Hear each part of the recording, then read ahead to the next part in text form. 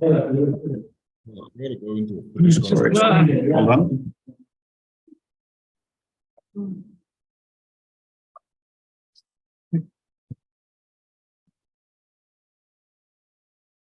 All right, everyone, we've got Master Coach Graham Rowntree. We'll take questions from the room and then see if there's anyone on Zoom after that who's got them. Can you just comment on the performance of Physicality today?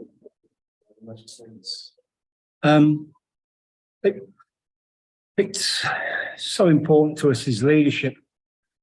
That's not just about what he says, his actions.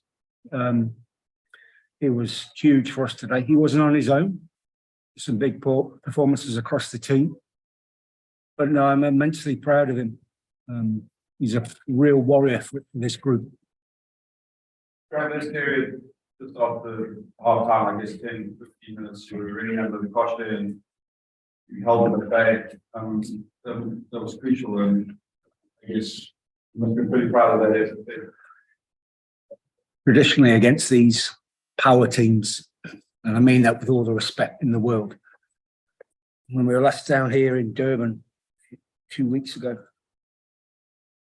10 minutes after half time, killed us. I left the changing room and said the next 10 minutes will define what happens in this game. And there's a barrage, wasn't it? We're under attack, and now I'm immensely proud of our composure in our fight, not just in that period, for the whole game. And also, just touching on Peter Mari, another guy who really performed well, like Snymans. I'm sure you're very happy he's back in action. I mean, they had a really good game. That was his first start for us in the URC for a significant period, and I thought his performance was huge. Constantly involved, both sides of the ball, and of course he's a huge presence in set piece and more both sides of the ball. I'm delighted for RG. He's had a tricky time, well documented. He's had a tricky time, but he's been great with the group. He's in our leadership group, and the lads really respect him and have taken to him. Yeah. And just specifically the lineup just seems to function really well. There's two that you try to on the ball. I mean, do you feel that's what specifically, why were you so successful that you feel? I think both myself and John had highlighted the first 10, 15 minutes of the game as being crucial. Who was going to start the best? I think John referenced the importance of them all in his recent media. I think it was yesterday. But it was nice to show that we meant business there. And then, but again, Stormers will let them in with a very powerful maul try later on in the game. The start for us was huge. And just comment on the conditions. The game before this, the away coach did mention that it was a bit slippery. I mean, what's your comment on the conditions there? Excuse me. It was loose, but we train on various, and we train and play on various surfaces back up north, so to speak. But we were aware of how loose the ground could be. And we wore our longest studs, put it that way. Coach, given that you the first team to knock over the Stormers here since December 2021, how much will this be?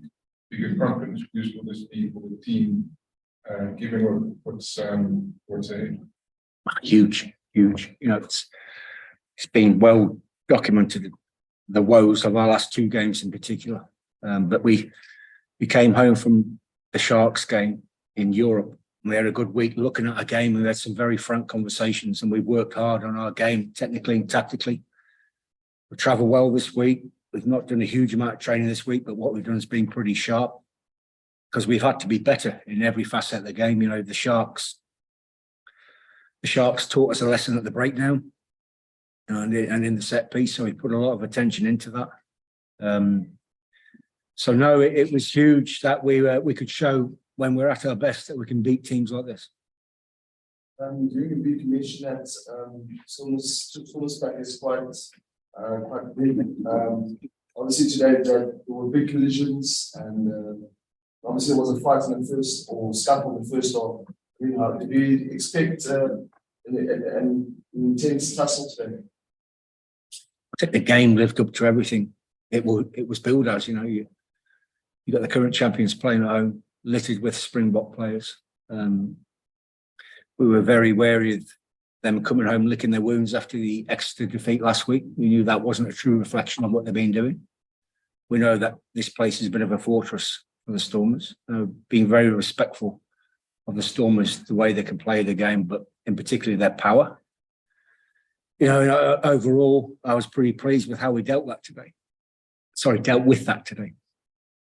Getting into fourth looks very tricky, and then 5 points behind the first row, and points that you could get Week by week. probably is only 1 week. I asked for that, didn't I?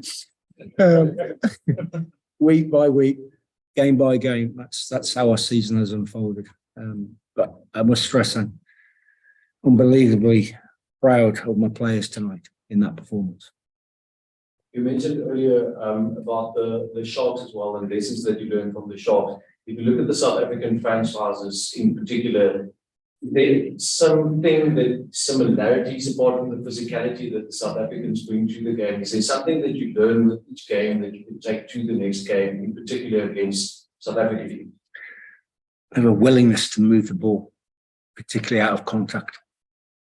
Sharks and the Stormers particularly want to get the ball to the edge of the field and create overlaps, and they've got threats on the edges of the field. The ball, like the ruck, is never dead. The ball's never dead. You've got to stick in tackles because they get unbelievable offloads out of the tackle. You know, I've got unbelievable respect for the South African teams, and I genuinely think it's improved the URC. Well, the Stormers won it last year. So I think the threats that they pose across the game is significant. But their power, size is just undeniable. You've got to deal with that. Graham, you've been coming to study for I don't know how many years, various games. As the South African game evolved a little bit, you touched on it there, they're getting acquired Stormers and Sharks, where we've always been renowned for the power game, but do you feel it's evolved into a more rounded game? They are the world champions. Yeah, but I mean, in general, across the world, No, I don't. one style, I reckon. I think, no, I've been coming to South Africa since '93. It's the most visited country on the planet outside of Europe for me. I love the place, got huge respect. No, I think the club game and their involvement in the URC has demonstrated how their game is evolving, and they've got many threats. It's not just power, it's pace. It's pace. You can't play loosely against, you can't kick loosely to their back three. You can't give willy-nilly loose passes and offloads against them. I've got nothing but respect for these teams.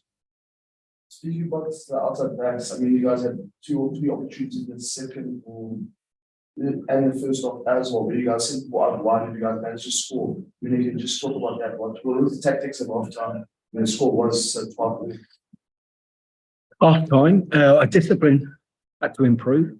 No, we want to play with pace, and we want to get the ball to the edges ourselves. Our game's moved on this season in terms of how we want to play the game, but you've got to be in the right area of the field to do that. Now we want to play to the edge as well, but you've got to pick the right moment to do so and kick smartly against teams as well. More well scrum well. I was overall quite pleased with how our scrum held up against a real heavyweight pack on a very loose surface, as we spoke about before. So there's many elements to a game that I was really pleased with. You guys, happy with that? Nothing on Zoom? Thank you very much, Graham. These are all asleep, these lads. Yeah. Thanks. Wide awake. Travel safe. Yes.